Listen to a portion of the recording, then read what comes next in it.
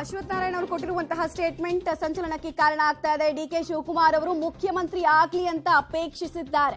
BJP ಶಾಸಕ ಅಶ್ವಥ್ ನಾರಾಯಣ ಅವರ ಈ ಹೇಳಿಕೆ, ಈ ಅಭಿಪ್ರಾಯ ಜನರನ್ನ ನೇರವಾಗಿ ತಲುಪುವಂತಹ ಕೆಲಸವನ್ನ ಡಿಕೆ ಶಿವಕುಮಾರ್ ಅವರು ಮಾಡ್ತಾ ಇದ್ದಾರೆ. ಈಗ ಅವರು ಡಿಸಿಎಂ ಆಗಿದ್ದಾರೆ, ಮುಂದೆ ಸಿಎಂ ಆಗಲಿ ಅಂತ ಹಾರೈಸ್ತಾ ಇದ್ದಾರೆ. ನಿಮಗೂ ಒಳ್ಳೆಯದಾಗಲಿ ಮತ್ತು ನೀವು ಇನ್ನ ಉನ್ನತ ಸ್ಥಾನಕ್ಕೆ ಹೋಗಿ ಮುಂದಿನ ದಿನದಲ್ಲಿ ಇಡೀ ನಾಡಿನ ಜನತೆ ನಿಮಗೂ ಮ್ಯಾಂಡೇಟ್ ಕೊಟ್ಟಿದ್ದಾರೆ. ಮುಖ್ಯಮಂತ್ರಿನೂ ತಾವಾಗಲಿ ಅಂತ ಈ ಸಂದರ್ಭದಲ್ಲಿ ಶುಭವನ್ನು ಹಾರೈಸಿ ಎಲ್ಲರ ಪರವಾಗಿ ನೀವು ಸ್ಥಾನವನ್ನ ಅಲಂಕರಿಸಿ ಅಂತ ಶುಭವನ್ನು ಕೋರ್ತೇನೆ. ನಿಮಗೂ ಭಗವಂತ ಕರುಣಿಸಲಿ, ನಿಮಗೂ ಒಳ್ಳೆಯದಾಗಲಿ ಮತ್ತು ನೀವು ಇನ್ನ ಉನ್ನತ ಸ್ಥಾನಕ್ಕೆ ಹೋಗಿ ಮುಂದಿನ ದಿನದಲ್ಲಿ ಇಡೀ ನಾಡಿನ ಜನತೆ ನಿಮಗೂ ಮ್ಯಾಂಡೇಟ್ ಕೊಟ್ಟಿದ್ದಾರೆ. ಮುಖ್ಯಮಂತ್ರಿನೂ ತಾವಾಗಲಿ ಅಂತ ಈ ಸಂದರ್ಭದಲ್ಲಿ ಶುಭವನ್ನು ಹಾರೈಸಿ ಎಲ್ಲರ ಪರವಾಗಿ ನೀವು ಸ್ಥಾನವನ್ನ ಅಲಂಕರಿಸಿ ಅಂತ ಶುಭವನ್ನು ಕೋರ್ತೇನೆ. ಡೀಟೇಲ್ಸ್ ಕೊಡ್ತಾರೆ ಲೋಕೇಶ್.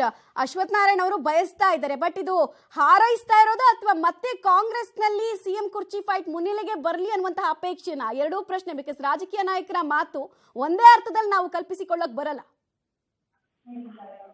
ಮಮತಾ, ಖಂಡಿತವಾಗೂ ಅವರ ಹೇಳಿಕೆಯನ್ನ ನಾವು ಒಂದೇ ಅರ್ಥದಲ್ಲಿ ಕಲ್ಪಿಸ್ಕೊಳ್ಳೋದಕ್ಕೆ ಸಾಧ್ಯ ಇಲ್ಲ. ಅವರ ಹೇಳಿಕೆ ಹಿಂದೆ ಯಾವ ರೀತಿಯಾದ ಮರ್ಮ ಅಡಗಿದೆ ಅಂತ ತಿಳ್ಕೊಳ್ಳುವಂತ ಪ್ರಯತ್ನವನ್ನು ಕೂಡ ಮಾಡಬೇಕಾಗಿದೆ.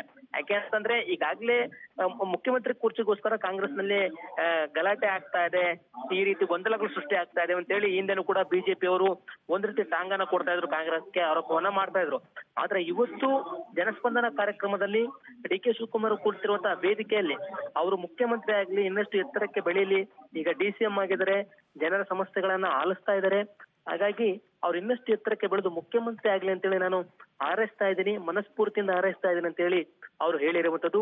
ಒಂದ್ ಕಡೆ ನೋಡ್ಕೊಂಡ್ರೆ ಸಮುದಾಯದ ರೀತಿಯಲ್ಲಿ ಮುಖ್ಯಮಂತ್ರಿ ನಮ್ಮ ಸಮುದಾಯದವರೇ ಆಗ್ಲಿ ಅನ್ನುವಂತ ರೀತಿಯಲ್ಲಿ ಹೇಳಿದ್ರೇನೋ, ಅಥವಾ ಈ ರೀತಿಯಾದಂತ ಹೇಳಿಕೆಯಿಂದಾಗಿ ಕಾಂಗ್ರೆಸ್ ನಲ್ಲಿ ಗೊಂದಲವನ್ನ ಸೃಷ್ಟಿ ಮಾಡೋಣ ಎನ್ನುವಂತ ಒಂದು ರೀತಿಯ ಮರ್ಮವನ್ನ ಇಟ್ಕೊಂಡೇನಾದ್ರೂ ಹೇಳಿಕೆ ಕೊಟ್ಟಿದ್ರೇನೋ ಗೊತ್ತಿಲ್ಲ.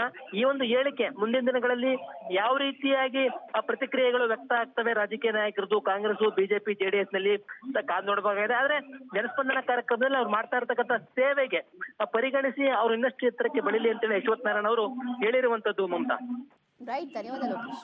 ಮುಖ್ಯಮಂತ್ರಿನೂ ತಾವಾಗಲಿ ಅಂತ ಈ ಸಂದರ್ಭದಲ್ಲಿ ಶುಭವನ್ನು ಹಾರೈಸಿ ಎಲ್ಲರ ಪರವಾಗಿ ನೀವು ಸ್ಥಾನವನ್ನ